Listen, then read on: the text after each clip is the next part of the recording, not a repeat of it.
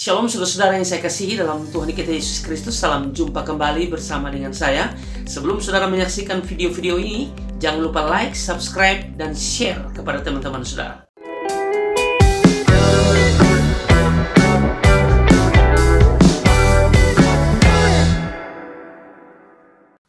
Ada begitu banyak orang yang masih memegang teguh tradisi atau budaya turun-temurun yang tidak sesuai firman Tuhan. Contoh, ibu hamil yang keluar rumah harus selalu membawa paku dan gunting karena katanya setan takut pada benda-benda tersebut.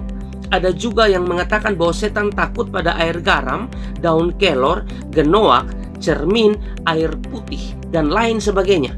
Nah, apakah benar demikian?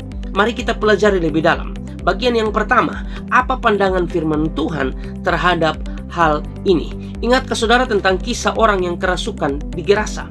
Dikatakan dalam Markus pasal yang kelima ayat yang keempat, karena sudah sering ia dibelenggu dan dirantai, tetapi rantainya diputuskannya dan belenggunya dimusnahkannya, sehingga tidak ada seorang pun yang cukup kuat untuk menjinakkannya, atau tidak ada seorang pun yang bisa mengatasi orang tersebut. Tapi saudara perhatikan baik-baik, terlihat hanya Yesus yang mampu mengatasinya. Roh apapun tunduk kepada Yesus. Markus pasal yang kelima ayat 6 sampai ayat yang ke-7. Ketika ia melihat Yesus dari jauh, berlarilah ia mendapatkannya lalu menyembahnya, dan dengan keras ia berteriak, "Apa urusanmu dengan aku, hai Yesus, anak Allah yang Maha Tinggi? Demi Allah, jangan siksa aku." Perhatikan di sini saudara, setan hanya takut dengan nama Yesus atau kuasa Yesus. Lagi-lagi tidak disebutkan bahwa setan takut terhadap paku, gunting, air garam, daun kelor, genoak, cermin, air putih, dan lain sebagainya. Yang kedua, murid-murid pun mengusir setan dalam nama Yesus. Lukas 10 ayat yang ke-17, kemudian ke-70 murid itu kembali dengan gembira dan berkata, "Tuhan, juga setan-setan takluk kepada kami demi namamu."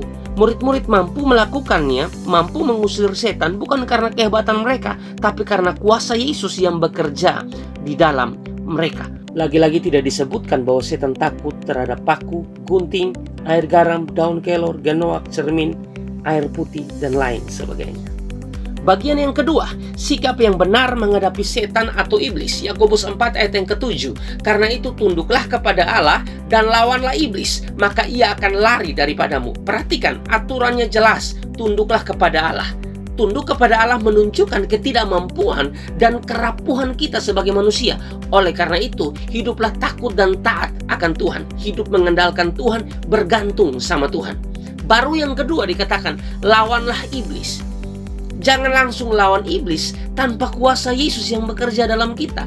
Contoh, saya membandingkan dengan anak-anak Skewa. Kisah Para Rasul 19 ayat 13 sampai ayat yang ke-16. Dikatakan, juga beberapa tukang jampi Yahudi yang berjalan keliling di negeri itu mencoba menyebut nama Tuhan Yesus atas mereka yang kerasukan roh jahat dengan berseru katanya, "Aku menyumpahi kamu demi nama Yesus yang diberitakan oleh Paulus." Mereka yang melakukan hal itu ialah 7 orang anak dari seorang imam kepala Yahudi yang bernama Skewa.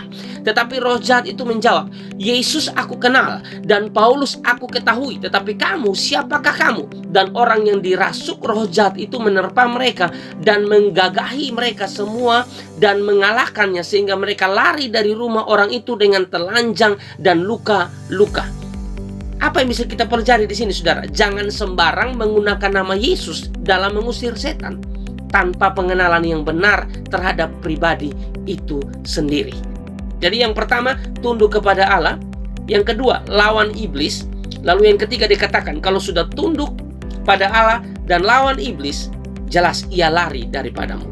Jadi jelas sudah saudara-saudaraku bahwa hanya ada satu nama yang berkuasa yang mampu mengalahkan iblis atau setan, yaitu nama Yesus Kristus yang adalah Tuhan. Berpeganglah pada firman dan bukan pada tradisi turun-temurun. Kiranya apa yang saya sampaikan ini menjadi berkat buat saudara semua. God bless.